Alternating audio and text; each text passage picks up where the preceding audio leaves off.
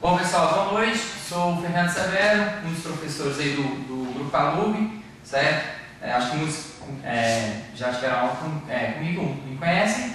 E eu, Gabriel Lana e Thiago Lima, montamos aí o gabarito da prova de Biologia e vou comentar alguns itens aqui com vocês, tranquilo?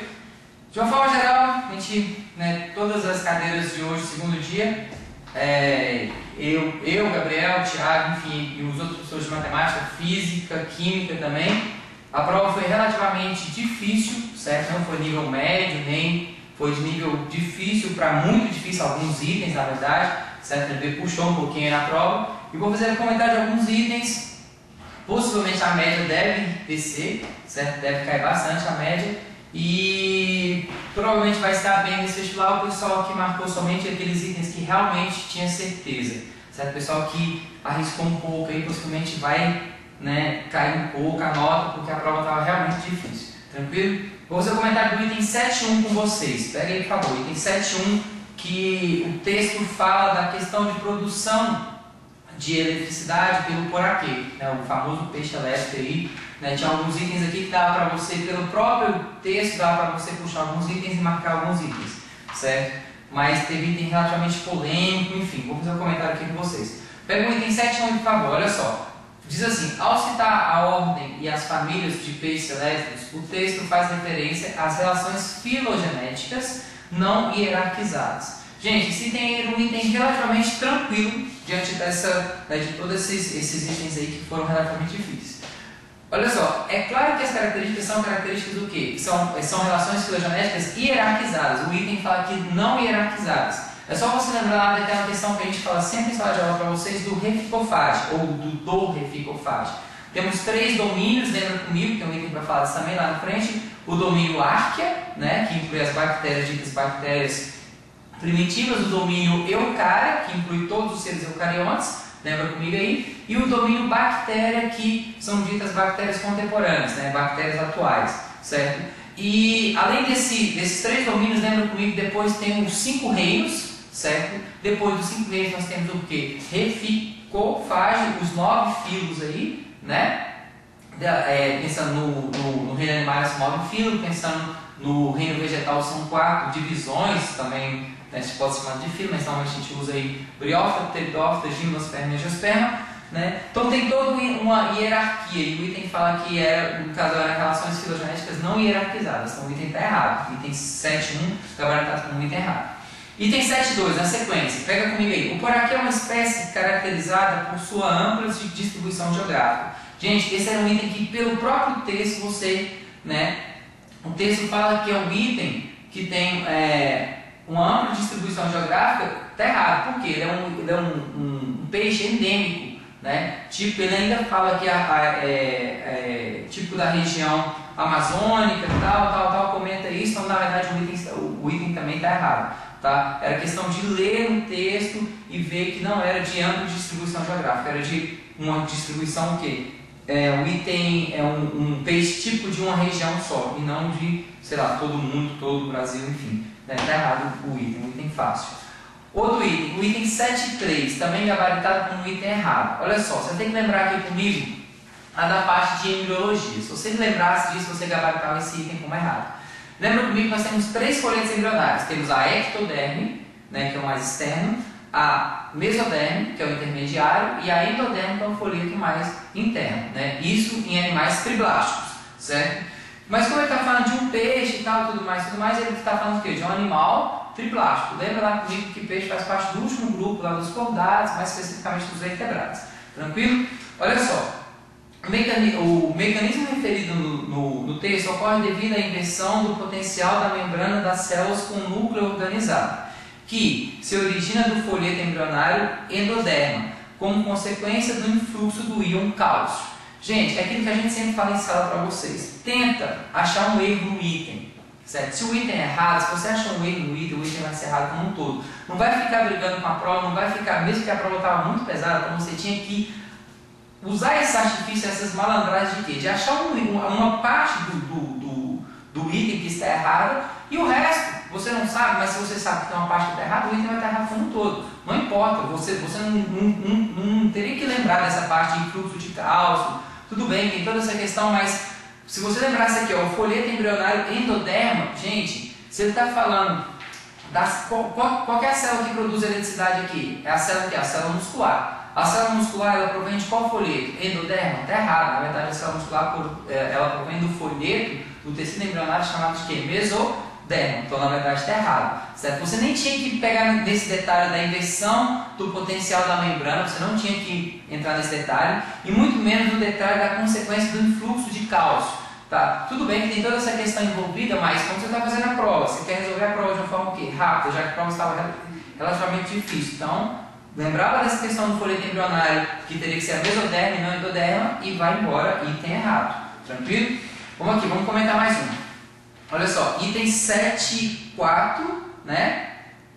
Aliás, 7.3 está errado, do 7.1 ao 7.3 os três estão errados, item 7.4, vamos lá, item 7.4. Os peixes elétricos são dotados de adaptações especiais em seus corpos, as quais os isolam de suas próprias descargas elétricas. Esse item nós gabaritamos como item certo, né?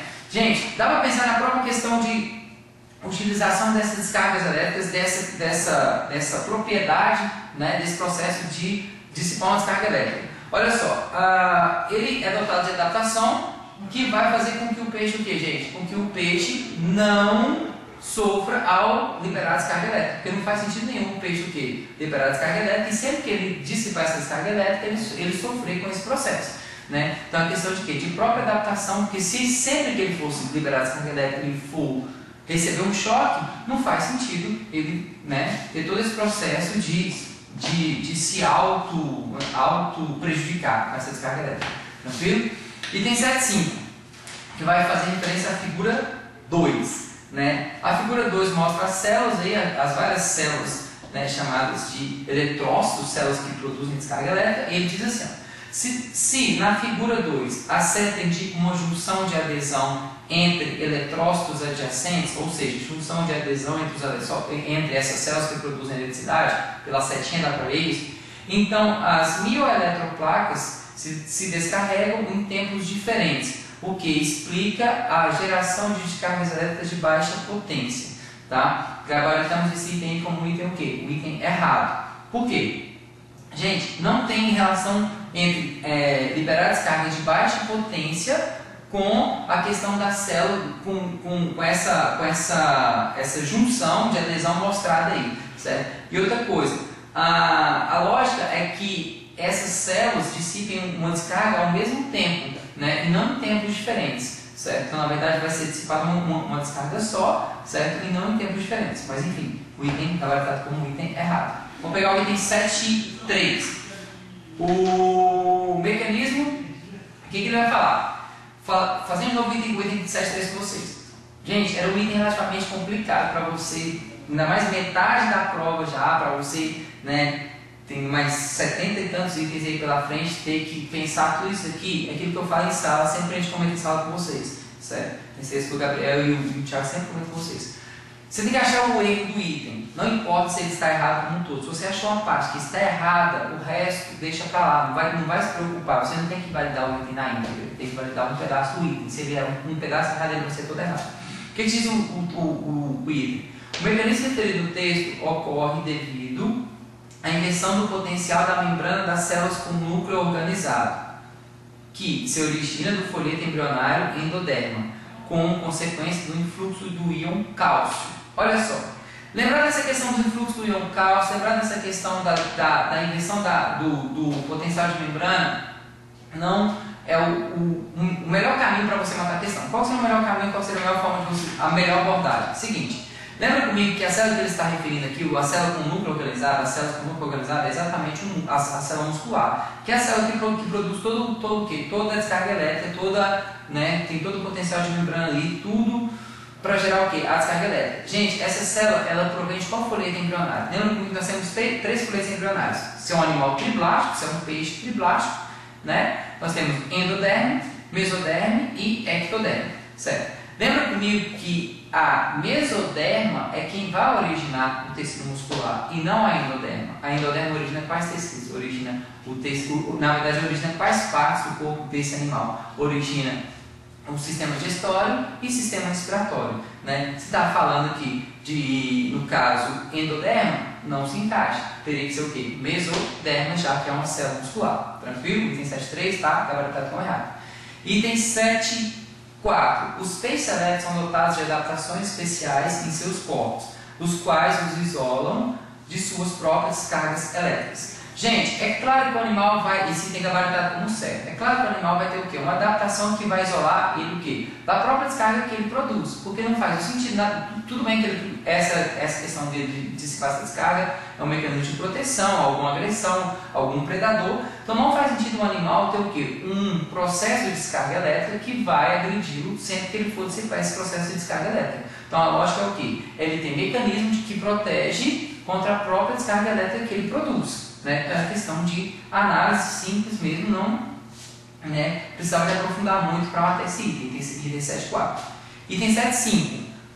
Se na figura 2 a seta indica uma junção de adesão entre eletrócitos adjacentes, então as microeletroplacas se descarregam em tempos diferentes, o que explica a geração de descargas elétricas de baixa potência. Gente, a lógica é que essas microeletroplacas se descarregam aqui ao mesmo tempo, mesmo pela questão delas estarem aqui, pela união que existe entre as células que formam essas microeletroplacas, certo?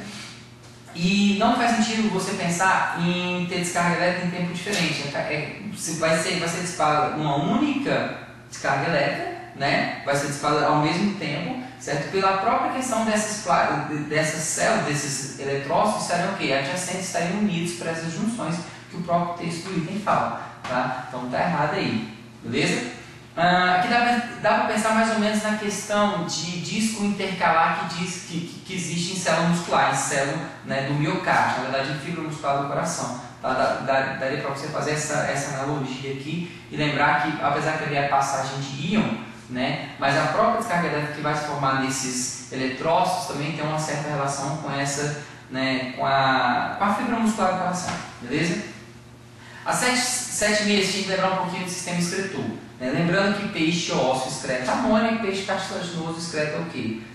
Ureia, né? Ele diz assim, a figura abaixo ilustra corretamente os resíduos nitrogenados formados durante o metabolismo celular pelos organismos referidos no texto. O organismo que ele se refere no texto é um peixe ósseo, né?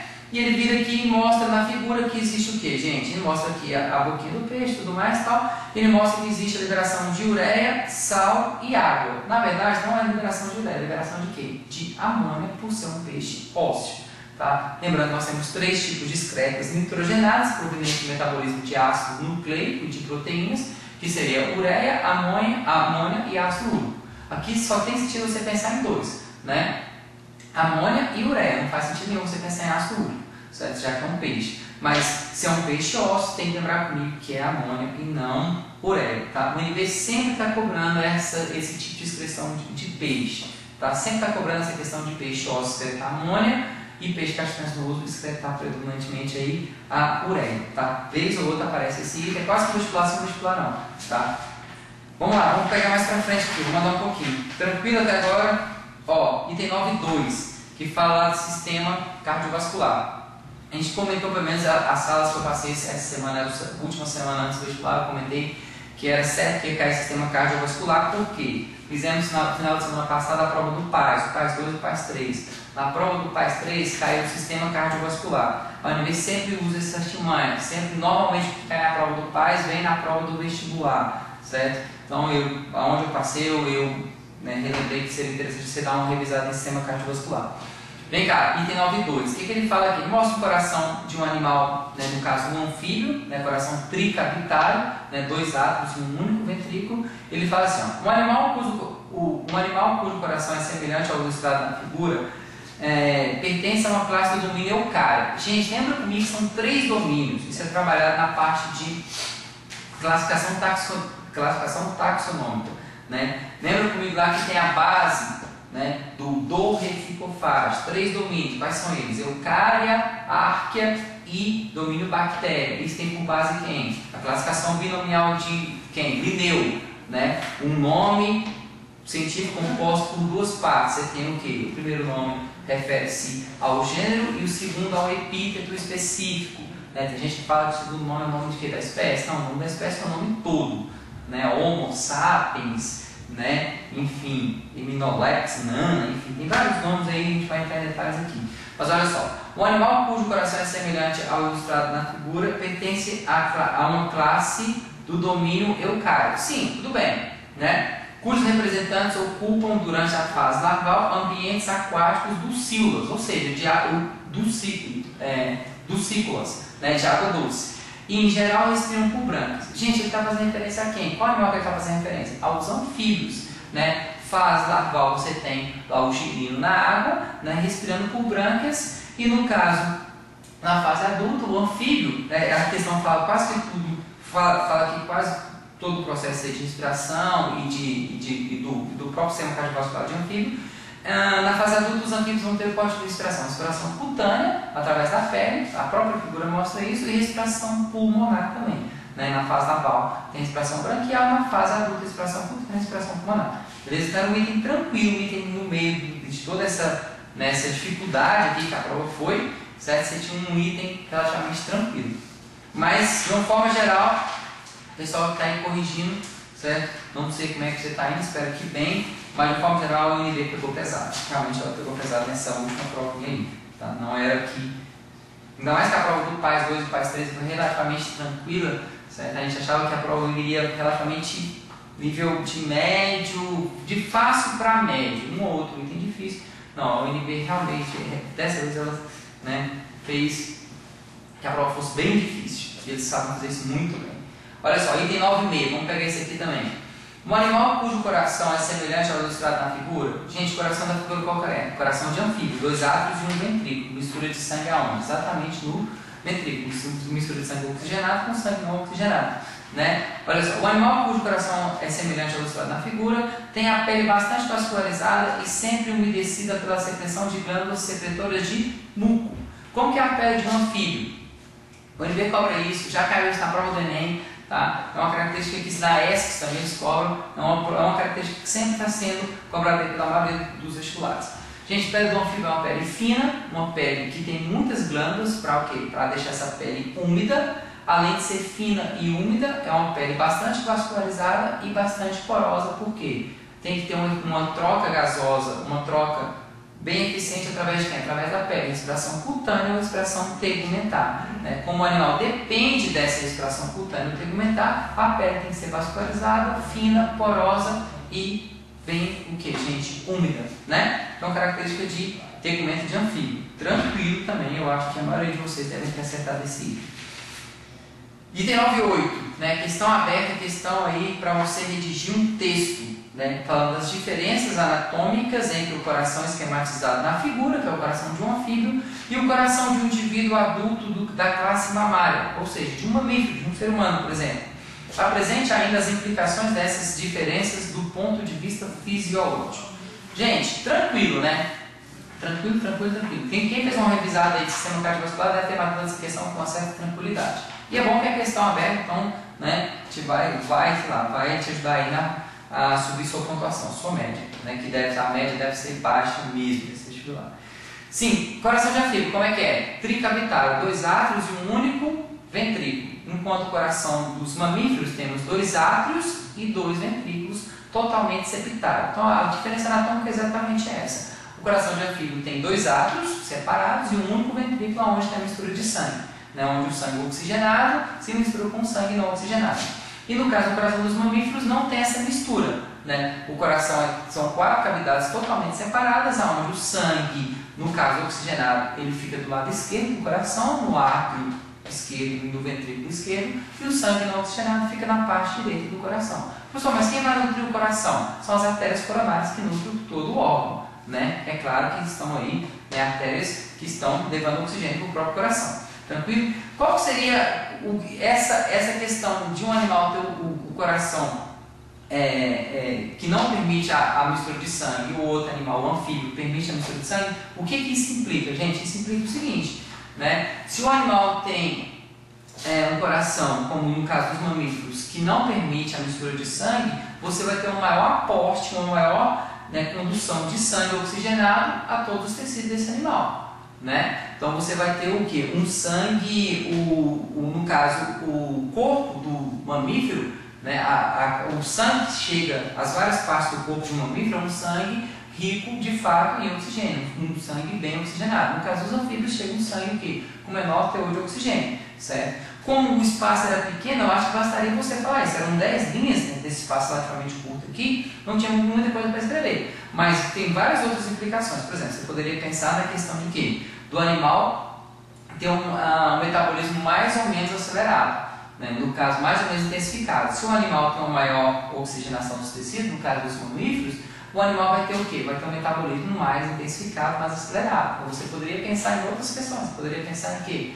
Em questão de ter um metabolismo mais acelerado, vai ser um animal que vai manter o seu corpo aquecido. Você poderia pensar nisso. Seria um animal que a gente chama de animal homeotérmico, no caso dos mamíferos, um animal psilotérmico, no caso de quem? No caso dos anfíbios, que é o animal que é para ser feita a comparação. Tá? Então você poderia pensar nisso. Você poderia pensar em implicação ecológica. Você pode viajar aqui, mas eu acho que já iria fugir, né? Que no caso, o animal que tem um corpo aquecido, tem uma musculatura mais aquecida, então tem uma menor, né, está mais suscetível a ser preso do que, no caso, seria mais predador do que preso, ou sei lá, ou então ele vai se, sei lá, ele vai se dar melhor nesse ambiente, vamos dizer assim, certo? O animal que tem a musculatura aquecida, dificilmente ele vai ser preso, porque vai dar uma resposta mais rápida ao ambiente, certo? E tem outras implicações aqui, mas aqui, como o espaço era pequeno, era que só você fala dessa questão de que o sangue que vai chegar, no caso, o sangue que chega aos tecidos, as diferentes partes do anfíbio, é um sangue que carrega uma pouca quantidade de oxigênio, certo? O sangue que chega às diferentes partes do corpo do mamífero é um sangue mais oxigenado, beleza? Bastaria, acho que isso aí, foi mais ou menos o que a André pediu, né? Estou viajando aqui para, sei lá, deixar mais rico esse comentário. Indo lá para a questão 107. Né? Dentro dessa questão aí, dessa tal enzima COX, né? falando referência à aspirina, deixa eu comentar o item 107 aqui com vocês. Olha só, falar a questão de hormônio. Gente, onde eu passei também eu trabalhei essa questão com vocês, olha só, considerando que as prostaglandinas são hormônios, é correto inferir que elas fazem parte de processos de comunicação celular. Não, mas não desempenham funções estruturais. Certo, gente? Hormônio, a função de hormônio é exatamente essa, a bioquímica, a sinalização celular, a comunicação entre as diferentes partes do corpo através dessa molécula, através, né, desse tal hormônio aí, que pode ser de natureza proteica, pode ser de natureza lipídica, depende do tipo de hormônio, né? Então, com certeza, um item tranquilo, que a função do hormônio é a comunicação celular e nada de quê, gente? Sinalização celular e nada de função estrutural. Realmente não tem função estrutural. Se ele fala de actina, miosina, sim, função estrutural. Queratina, função estrutural. Mas ele falou especificamente de quem? Dos hormônios, que a função realmente é a sinalização, a comunicação celular entre as diferentes partes do corpo, seja em qual indivíduo ele estiver atuando. Seja um ser humano, seja em, sei lá, um artrópode,